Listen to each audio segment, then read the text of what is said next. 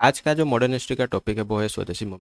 स्वदेशी movement that was started in 1905। तो ये जो मूवमेंट है, ये जो मूवमेंट के बारे में हम डिस्कस कर रहे हैं, ये 1905 में शुरू हुआ था और 1905 में शुरू होकर 1908 तक ये चला। क्लियर। जिसको कि हम प्री गांधीयन मूवमेंट्स भी यहाँ पे बोल सकते हैं। Clear. Pre Gandhian movements why because Gandhi ji came to India in 1915। Clear. तो 1915 में आए तो उससे पहले भी बहुत सारा मूवमेंट मतलब आंदोलन जो चल रहा था। क्लियर। तो ये एक बहुत ही फेमस आंदोलन है जो कि 3 साल के लिए ये चला। क्लियर। हालांकि ऐसा नहीं कि 3 साल, ये 1905 में शुरू हुआ और 1908 में ख़त्म हो गया। तो इससे पहले भी स्वदेशी मूवमेंट चल रहा था और इसके बाद भी स्वदेशी मूवमेंट चलेगा। क्लियर। और अभी भी ये चल रहा है मूवमेंट, आप बोल सकते हैं। कैसे, हम देखेंगे इसको। स्वदेशी मूवमेंट जो है, जो इसका मतलब क्या है स्वदेशी movement, actually it is nothing but production in India, production of different item like clothes. उस समय क्लोथ का नीड बहुत ज़्यादा था। क्लियर। क्लोथ के साथ साथ आप सो बोल सकते हो साबुन वगैरह और भी बहुत सारा सामान है जिसका रिक्वायरमेंट बहुत ज़्यादा था। एंड उसको क्या होता था कि ब्रिटिशर्स जो है वो अपने कंट्री से यहाँ ला के यहाँ पे उसको बेच रहे थे और विथ हाई टैक्स, बहुत ही ज़्यादा टैक्स लगा के उसको बेच रहे थे। और हम इंडियंस को क्या होता है कि वो बहुत ज़्यादा टैक्स पे करके उसको ख़रीदना पड़ रहा था। तो उससे क्या हुआ कि मिड 1800 जो है, आप 1830 से लेके 1830 से लेके 1860 के अंदर में आप इसको मान सकते हो कि ये एक मूवमेंट स्टार्ट हुआ था। Clear. Production production in India मतलब जो अभी का जो प्रोग्राम, अभी नरेंद्र मोदी गवर्नमेंट का प्रोग्राम आप देख सकते हो कि make in India. Clear. Make in India, तो उस समय आप बोल सकते हो कि ये production in India. Clear. India में कैसे प्रोडक्शन को हम ज़्यादा बढ़ाएं। क्लियर। तो वही सेम चीज़ है, मतलब अभी भी स्वदेशी मूवमेंट चल रहा है। क्लियर। सो उसमें जो नेशनलिस्ट, इंडियन नेशनलिस्ट वहाँ पे उस समय, मतलब जो आप ये जो टाइम पीरियड से लेके, मतलब ये जो स्वदेशी मूवमेंट जो अभी हम डिस्कस करें, उस सब में जो नेशनलिस्ट वहाँ पे पार्टिसिपेट करे थे वो उनमें से दादा भाई नौरोजी मेन थे। फिर जीके गोखले, गोपाल कृष्ण गोखले, फिर महादेव गोविंद राणादे एंड बाल गंगाधर तिलक, इनका बहुत ज़्यादा इम्पोर्टेंट रोल है यहाँ पे। फिर गणेश वेंकटेश जोशी एंड भसवत के। तो ये सब इंडियन नेशनलिस्ट जिनका रोल स्वदेशी मूवमेंट में बहुत ज़्यादा इम्पोर्टेंट है। तो ये जो स्वदेशी मूवमेंट ये जो हुआ था 3 साल के लिए उस समय चला था, उसका मेन रीज़न क्या है, मतलब why this swadeshi movement started. Clear. तो उसका मेन कॉज था partition of Bengal. Partition of Bengal, ये टॉपिक हम इससे पहले ही क्लास में डिस्कस कर चुके हैं। इसका जो प्रीवियस लेक्चर है पार्टीशन ऑफ बंगाल ही था। Partition of Bengal that was taken place, जिसको इम्प्लीमेंट किया गया 16 अक्टूबर 1905 में। ठीक है। इसको इम्प्लीमेंट कब किया गया? 16 अक्टूबर 1905। ये याद रखना है, ये बहुत ही इंपॉर्टेंट, जो कि मैक्सिमम टाइम आता है एग्जाम में। और इसको जो इम्प्लीमेंट करने वाले जो वाइसरॉय थे उस समय, इंडिया के जो वाइसरॉय थे वो थे लॉर्ड कर्जन। लॉर्ड कर्जन, इसके बारे में हम डिटेल में इससे पिछले वाला जो लेक्चर है उसमें डिस्कस कर चुके हैं। अच्छा, तो इसमें जो स्वदेशी मूवमेंट का जो मेन कॉज था वो था पार्टीशन ऑफ बंगाल। और साथ साथ क्या था कि ये जो पार्टीशन ऑफ बंगाल क्यों हुआ उसको एक्सपोज करना। क्लियर। क्यों ये पार्टीशन करवाए लॉर्ड कर्जन जो है, जो कि एक ब्रिटिशर थे, यहाँ पे इंडिया में वाइसरॉय बने थे उस टाइम, इंडिया के वाइसरॉय थे। ये क्यों करवाए? क्लियर। पार्टीशन बंगाल का पार्टीशन क्यों करवाए, जो कि जिसका डिटेल हम इस लेक्चर में हम देख सकते हैं, पार्टीशन ऑफ बंगाल। तो उसका रियल मोटिव रीज़न क्या था उसको एक्सपोज करना। क्लियर। स्वदेशी मूवमेंट का मेन, इसको इसीलिए स्वदेशी मूवमेंट हुआ। और साथ साथ इंडियन नेशनलिस्ट इसको ये सोचे कि हाँ शायद लैंग्वेज बेसिस में या फिर रिलीजन बेसिस में ये जो पार्टीशन हुआ था। क्लियर। उनका ये सोचना था, इंडियन नेशनलिस्ट जो है हमारे थे। क्लियर। और साथ साथ ये जो स्वदेशी मूवमेंट होने का जो और एक मेन इम्पोर्टेंट रीज़न था, failure of moderate techniques. Clear. Moderate techniques का मतलब है कि उस समय जो हमारे इंडियन नेशनलिस्ट थे, वो नेशनलिस्ट का जो आइडियोलॉजिस्ट था, आइडियोलॉजी मतलब विचारधारा जो है वो हर किसी का एक जैसा नहीं था, अलग अलग था। क्लियर। तो जो उसमें जो हमारा जो इंडियन नेशनल कांग्रेस है, इंडियन नेशनल कांग्रेस। क्लियर। तो उसमें जो मैक्सिमम आप ये जो नाम देख रहे हैं ये सब उसी का ही एक पार्ट थे। क्लियर। तो ये सब इनमें आप उनका जो विचारधारा में यहाँ पे थोड़ा मतलब भेदभाव था। क्लियर। तो कुछ ग्रुप, या दो ग्रुप में बटा था यहाँ पे। क्लियर। दो ग्रुप में बटा था, एक तो जिसको हम बोलते हैं मॉडरेट्स, और दूसरा था एक्सट्रीमिस्ट। एक्सट्रीमिस्ट का जो आइडियोलॉजी था वो था आंदोलन करना, हिंसा करना, मतलब कैसे भी हो हमें इंडिपेंडेंस चाहिए। और ये मॉडरेट जो ग्रुप थे ये उनको ये सब पसंद नहीं था। उनका जो मेन मेथड था अपील करना, पिटिशंस दायर करना, प्रेस कैंपेन करना, क्लियर। तो इस सब मेथड में ये ज़्यादातर बिलीव करते, मतलब अपील करो, मतलब गवर्नमेंट को बोलो कि आप ये मत करो, ये बार बार। तो इस गवर्नमेंट थोड़ी ना ये सुनने वाला था, क्लियर। तो ब्रिटिश गवर्नमेंट जो थे उस समय वो ये सुनने वाला नहीं था, क्लियर। तो मॉडरेट्स का जो ग्रुप में कौन कौन थे, सुरेंद्रनाथ बनर्जी, के मित्रा, पीसी रे एंड द्विजेंद्र टैगोर, क्लियर। ये सब थे मॉडरेट्स के ग्रुप में, क्लियर। तो इनका मेथड ये था और ये जो मेथड था उस समय ये फेल हो गया, क्लियर। जिसके वजह से ये मूवमेंट स्टार्ट हुआ। अगर ये मेथड से अगर बंगाल पार्टीशन को वो रोक सकते थे तो शायद स्वदेशी मूवमेंट यहाँ पे नहीं होता, क्लियर। तो ये जो स्वदेशी मूवमेंट स्टार्ट हुआ ये कब शुरू हुआ, क्लियर। तो क्वेश्चन अभी आ रहा है कि कब शुरू हुआ। तो बंगाल का जो पार्टीशन था वो 19 अक्टूबर में हुआ, क्लियर। उसको इम्प्लीमेंट किया 19 अक्टूबर 1905, क्लियर। तो not 19, 16 October, clear. It is 16 October 1905, clear.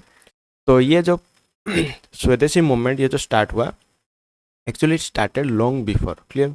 तो ये स्टार्ट हो गया लगभग आप देख सकते हैं 7 अगस्त 1905 में स्वदेशी मूवमेंट स्टार्ट हुआ, क्लियर।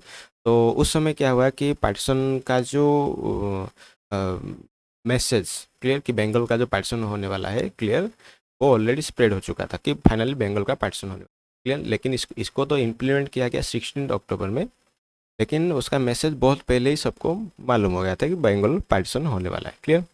तो इसलिए ये लोग मॉडरेट ग्रुप जो उसको अपील कर रहे थे, क्लियर, कि हाँ पार्टीशन पार्टीशन नहीं होना चाहिए। अ, फिर फाइनल क्या हुआ, स्वदेशी मूवमेंट स्टार्ट हुआ कब हुआ, 7 अगस्त 1905।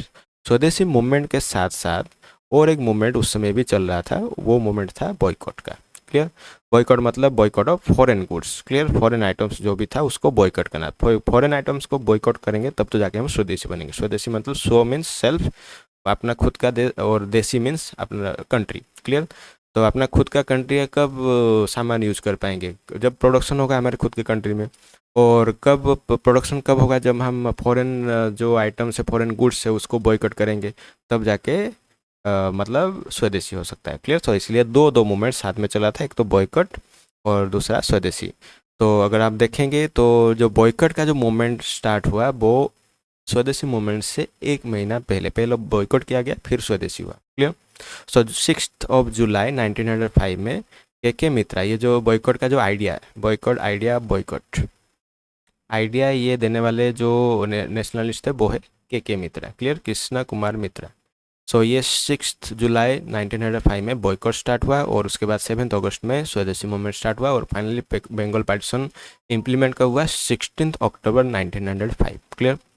तो ये जो स्वदेशी मूवमेंट जो शुरू हुआ उसका मेन एम क्या है, क्लियर, एम ऑफ स्वदेशी मूवमेंट। तो इसका मेन एम है वही डिस्कस कर चुके हैं कि boycott of all British made good. Britishers जो अपना सामान अपने फॉरेन से ला रहे थे उसको बॉयकॉट करना और cripple the trade off colonial government, clear. Colonial government जो मतलब ये जो ब्रिटिश गवर्नमेंट जो यहाँ पे मतलब यहाँ पे जो ट्रेड के पर्पस में इंडिया आया था, फिर उसके बाद अपना दबदबा यहाँ पे कायम कर लिया, क्लियर। तो उसको मतलब डैमेज करना इनका मेन पर्पस था। एंड थर्ड जो मेन रीजन था स्वदेशी, जो यहाँ पे स्वदेशी मूवमेंट का वो रीजन था, मतलब इसका एम क्या था, एम था encourage of use of indigenous good और डोमेस्टिक गुड। तो ब्रिटिश गुड को बॉयकॉट करना और साथ साथ डोमेस्टिक गुड जो था, जो अपना देश का खुद का इंडिजिनस गुड्स था, यहाँ पे खुद के कंट्री में ही बनाया गया था, उसको कैसे यूज करें उसको एनकरेज करना, क्लियर। तो ये तीसरा एम था इन लोगों का, क्लियर। तो स्वदेशी मूवमेंट का ये तीनों मेन एम था। अच्छा, तो स्वदेशी मूवमेंट तो इस ये तो बाकी इसके डिटेल हो गया, लेकिन इसको इसका जो आर्किटेक्चर मतलब ये स्वदेशी मूवमेंट मतलब इसको मतलब ये इसको सक्सेसफुल तो हम नहीं बोल सकते, इसको कैसे शुरू किया गया, हु आर द पर्सन, कौन से इंडियन नेशनलिस्ट थे जो कि इसको इसका आइडिया लाए, क्लियर। सो ये जो पहला जो boycott of foreign good, clear, ये फॉरेन गुड्स को बॉयकॉट करने का आइडिया, तो ये तो हम डिस्कस कर चुके हैं कि के मित्रा जो कृष्णा कुमार मित्रा है, ये आइडिया देने वाले ये ही थे। क्लियर। तो ये क्या किए, ये अपना जो जर्नल थे संजीवनी। क्लियर। तो उस समय आप इसको न्यूज़पेपर भी बोल सकते हो। क्लियर। तो संजीवनी का न्यूज़पेपर भी वहाँ उस समय था। तो अपने जर्नल या फिर न्यूज़पेपर में क्या उसको पब्लिश किया कि फॉरेन गुड्स को बॉयकॉट करना है। क्लियर। तब जाके स्वदेशी मूवमेंट सक्सेसफुल हो पाएगा। क्लियर। और साथ ही साथ उस समय क्या था कि ये जो पार्टीशन तो यहाँ पे बंगाल का हो रहा है। क्लियर। लेकिन खाली बंगाल में ही मूवमेंट होगा, आंदोलन होगा तो नहीं होगा। क्लियर। ये देश भर में ये आंदोलन होना चाहिए। क्लियर। ताकि ब्रिटिशर्स को ये मालूम हो सके कि जो हमारा जो पावर कितना है। क्लियर। तो इंडियंस में पावर कितना है वो दिखाने के लिए क्या ये लोग चाह रहे थे, ये जो हमारे इंडियन नेशनलिस्ट चाह रहे थे कि देश भर में ये आंदोलन स्प्रेड हो। क्लियर। तो इसके लिए जो लीडिंग रोल उस समय जो लिए थे, लीडिंग रोल जिनका था वो है लोकमान्य तिलक, अजीत सिंह, चिदम्बरम पिल्लाई, लाला लाजपत राय, सैयद हैदर एंड बिपिन चंद्र पाल। तो ये बंगाल के साथ साथ बंगाल के बाहर में, क्लियर, आउटसाइड ऑफ बंगाल, ये जो स्वदेशी मूवमेंट को स्प्रेड करना है, क्लियर, उसको ले जाना बंगाल के बाहर, उसका जो मेन जिम्मा जिसके ऊपर था वो था ये सभी इंडियन नेशनलिस्ट के ऊपर ये सब था। क्लियर। तो फाइनली क्या हुआ कि ये जो इंडियन नेशनलिस्ट है जो कि बंगाल में, जैसे कि आप देख सकते हैं कि जो स्वदेशी मूवमेंट जो पूना या फिर बॉम्बे में भी हो रहा था उस समय, तो उसका जो लीडिंग रोल ले थे बाल गंगाधर तिलक। क्लियर। पंजाब में भी स्वदेशी मूवमेंट चल रहा था, स्वदेशी का आंदोलन चल रहा था। क्लियर। वही बॉयकॉट, ये जो जितने भी एरिया यहाँ पे दिखाए, पूना हो, बॉम्बे हो, पंजाब, दिल्ली, मद्रास में ये स्वदेशी मूवमेंट चल रहा था। मतलब फॉरेन आइटम्स को वहाँ पे जला रहे थे। क्लियर। उसको बॉयकॉट करने के लिए लोगों को एनकरेज कर रहे थे। और साथ ही साथ जो हमारे इंडिजिनस प्रोडक्ट्स है यहाँ पे, इंडिया मतलब उस समय जो भारत में जो चीज़ें बन रहा था उसको कैसे यूज करे, उसको बढ़ावा देने के लिए ये सब वहाँ पे मतलब लीडिंग रोल वहाँ पे प्ले कर रहे थे। क्लियर। तो पूना बॉम्बे में बाल गंगाधर तिलक, पंजाब में लाला लाजपत राय, अजीत सिंह, और दिल्ली में सैयद हैदर राजा, एंड मद्रास जो है, मद्रास में चिदम्बरम पिल्लाई। तो ये सब जगह जो है इंडिया में डिफरेंट डिफरेंट लोकेशन पे आप देख सकते हैं यहाँ पे। सो ये सब हर जगह जाके अपना मैसेज वहाँ पे दे रहे थे। और ये सब आंदोलन मतलब चल रहा था, मतलब रैली चल रहा था। क्लियर। तो ये सब वहाँ पे बंगाल के साथ साथ बंगाल के बाहर में भी स्वदेशी मूवमेंट चल रहा था। क्लियर। अच्छा, तो ये जो स्वदेशी मूवमेंट चल रहा था उसका नेचर कैसा था, कैसे वो लोग मतलब ये मूवमेंट को चला रहे थे। क्लियर। तो बंगाल में खास इंपॉर्टेंट पार्ट ये है कि बंगाल में जो ये मूवमेंट स्टार्ट हुआ था, क्लियर, उसमें स्टूडेंट्स एंड वीमेन, ये उनका सिग्निफिकेंट रोल वहाँ पे था। Clear. We students and women, students of university college जो है उनके student, clear, both boys and girls, and women, women जो है जो कि वर्किंग लेडी हो या फिर जो हाउस वाइफ थे, क्लियर, बोथ, ये सभी लोग यहाँ पे ये मोमेंट में पार्टिसिपेट किए। क्लियर। आप देख सकते हैं ये लेडी जो है चरखा के साथ है और यहाँ पे लेडी जो है रैली में जाते हुए। Clear. And it was also called as, ये जो स्वदेशी मूवमेंट है इसको ऐसे भी बोला जाता है कि it is the beginning of women participation. Clear. कोई भी एक नेशनल मूवमेंट में जो वुमेन पार्टिसिपेशन का जो बिगनिंग मतलब शुभारंभ आप बोल सकते हैं कि वुमेन फर्स्ट टाइम यहाँ पे इस नेशनल मूवमेंट में पार्टिसिपेट किए थे। और उसके साथ साथ ये जो नेचर था, ये जो मतलब स्वदेशी मूवमेंट का जो नेचर था वो और क्या करे थे उस समय, मतलब उस समय एक तो वॉशरमैन जो थे वो फॉरेन क्लोथ्स को वॉश करना उसको मना कर दे रहे थे। क्लियर। और प्रीस्ट जो है हमारे जो पंडित लोग, क्लियर, तो मैरिज जो जिसमें कि फॉरेन गुड्स, फॉरेन आइटम्स का एक्सचेंज हो रहा था, जिस भी मैरिज में ये सब इन्वॉल्व था। क्लियर। फॉरेन आइटम का यूज हो या फिर उसका एक्सचेंज हो। क्लियर। वहाँ पे वो मना कर देते थे कि उसमें इन्वॉल्व होने के लिए, रिचुअलाइज मतलब उसमें मतलब वो मैरिज को ही मतलब वो उनके तरफ से ना हो रहा था कि हाँ वहाँ पे वो लोग नहीं जाएंगे। क्लियर। तो ये सब हो रहा था। और साथ ही साथ उसमें जो फॉरेन से जो मान लीजिए कि कुछ आइटम्स आ रहा था जो कि हमारे यहाँ पे वुमेंस यूज करते हैं, बैंगल्स हो या फिर और भी बहुत सारा लेडीज़ आइटम, उसको भी वुमेन लोग बॉयकॉट कर रहे थे। क्लियर। तो ये बहुत सारा हो रहा था। क्लियर। और स्टूडेंट्स लोग भी मतलब धरना दे रहे थे वहाँ पे बैठ के। क्लियर। तो ये सब उस समय क्या हो रहा था, शांतिपूर्ण तरीके से हो रहा था। क्लियर। अच्छा, तो ये जो मोमेंट तो चल रहा था लेकिन उसका आउटकम, क्लियर, यहाँ पे इम्पोर्टेंट ये है कि उसका आउटकम क्या है। क्लियर। तो स्वदेशी मूवमेंट का जो आउटकम क्लियर मूवमेंट होगा तो उससे क्या मिला क्लियर। तो उससे जो मिला सबसे इम्पोर्टेंट है स्वदेशी स्कूल्स क्लियर। स्वदेशी स्कूल जो कि एजुकेशन के लिए वहाँ पे उसको सेटअप किया गया क्लियर, अपना खुद का देश का स्कूल। लेकिन उससे पहले क्या हो रहा था कि ब्रिटिशर्स जो स्कूल कॉलेज बनाए थे उसी में ही हमारे इंडियन स्टूडेंट्स वहाँ पे पढ़ रहे थे, उनको स्कॉलरशिप मिल रहा था, उनको ग्रांट्स मिल रहा था। और साथ ही साथ जो हमारे यहाँ पे जो बहुत ही अच्छा स्टूडेंट है उनको फॉरेन जाने के लिए भी वहाँ पे वो लोग इनक्रेज करे थे और भेज भी रहे थे क्लियर। तो फाइनली क्या हुआ कि इस मूवमेंट से स्वदेशी स्कूल स्टार्ट हुआ क्लियर, अपना खुद का देश का स्कूल, और उसमें हमारे खुद के लोग ही टीचर बन रहे थे। एंड स्वदेशी इंडस्ट्रीज एस्टेब्लिश किया गया जिसमें कि सोप, मैचस्टिक का इंडस्ट्री, केमिकल्स का इंडस्ट्री, कॉटन का इंडस्ट्री, ये सब इंडस्ट्री वहाँ पे सेटअप किया गया हमारे देश में क्लियर। और इस मूवमेंट से क्या हुआ कि नेशनल एजुकेशनल इंस्टीट्यूशन का भी इस्टेब्लिशमेंट हुआ। मतलब उस समय आप बंगाल में सोच नहीं सकते कि बंगाल नेशनल कॉलेज इसको बनाया गया है। और मतलब और उसमें जो प्रिंसिपल अरविंद घोष जो बन थे वो प्रिंसिपल बने, वो वहाँ पे प्रिंसिपल बने क्लियर। तो अरविंद घोष जो है वो वहाँ पे क्या बने, प्रिंसिपल बने। अच्छा, उसके साथ साथ उसका आउटकम भी अगर देखेंगे तो कल्चर का आउटकम, मतलब कल्चर हो या फिर आर्ट हो या फिर रिलीजन, हमारे कला संस्कृति और धर्म का वहाँ पे रिवाइवल हुआ। मतलब उसका आत्म आप बोल सकते हैं कि उसका पुनरुत्थान हुआ क्लियर। और साथ ही साथ उस समय सबसे इम्पोर्टेंट है patriotic songs clear. Patriotic songs जो कि नेशनल स्पिरिट को वहाँ पे बढ़ा सकता है। पेट्रियोटिक सॉन्ग्स लिखने वाले रविंद्रनाथ, रजनीकांत सेन, मुकुंद दास, सैयद अबू मोहम्मद, ये सब पेट्रियोटिक सॉन्ग वहाँ पे उस समय लिख रहे थे क्लियर। और रविंद्रनाथ टैगोर का जो पेट्रियोटिक सॉन्ग था वो था आमार सोनार बांग्ला क्लियर।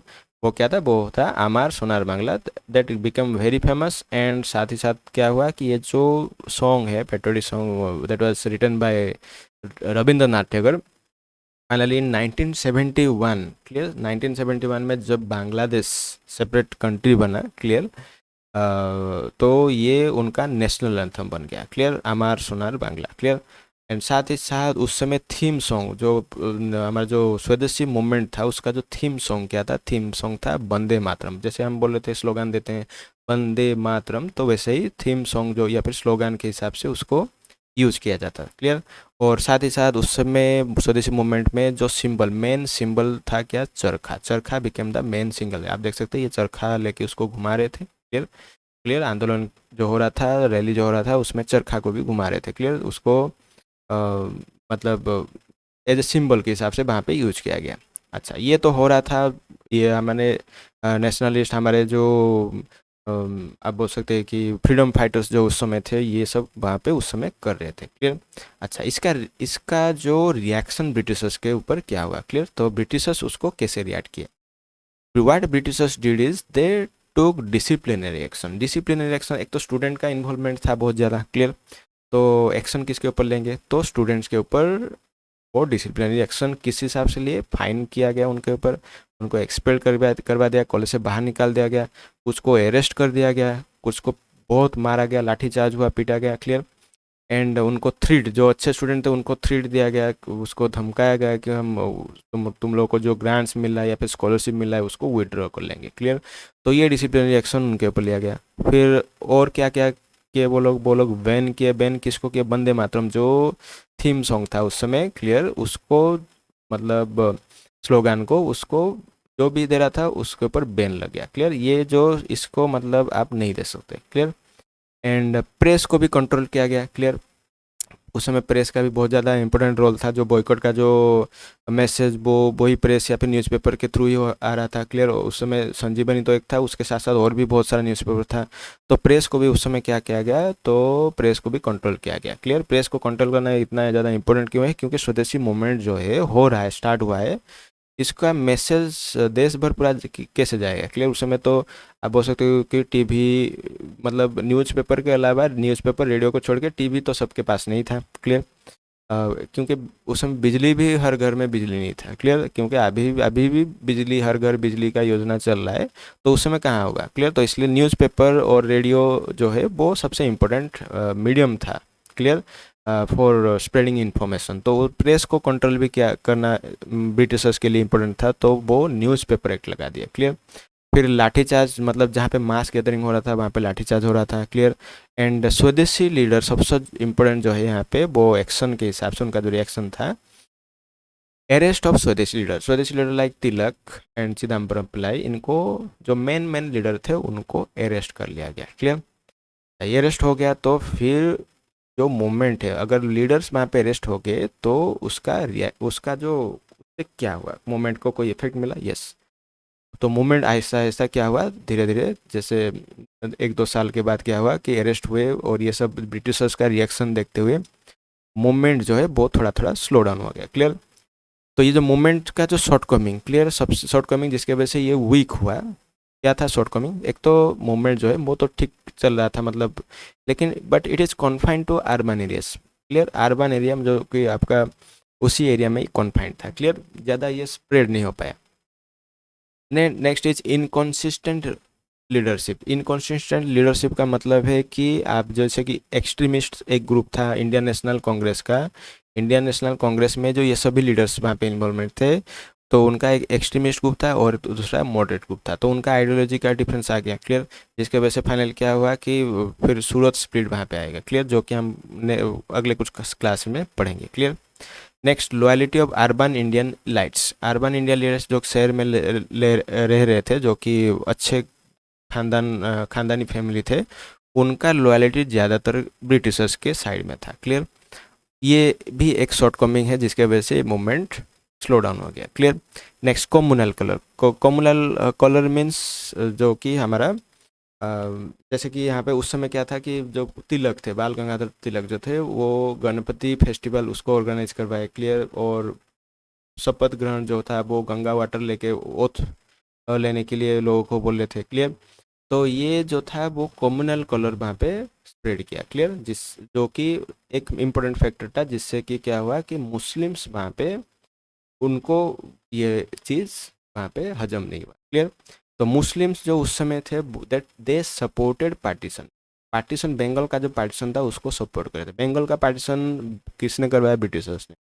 मुस्लिम पार्टीशन को सपोर्ट करे थे, मतलब दे वेयर अपोजिंग द स्वदेशी मूवमेंट और बॉयकॉट मूवमेंट। क्लियर। तो इनडायरेक्टली हम बोल सकते हैं कि स्वदेशी या फिर बॉयकॉट मूवमेंट को ये अपोज करते हैं। सब नहीं, कुछ को छोड़ के मैक्सिमम मेजोरिटी जो है, majority where against this swadeshi movement, जिसके वजह से क्या हुआ कि 19 इसके बाद जो है 1906 में उनका खुद का एक मतलब एक ग्रुप बन गया जिसको हम मुस्लिम लीग्स बोलते हैं। क्लियर।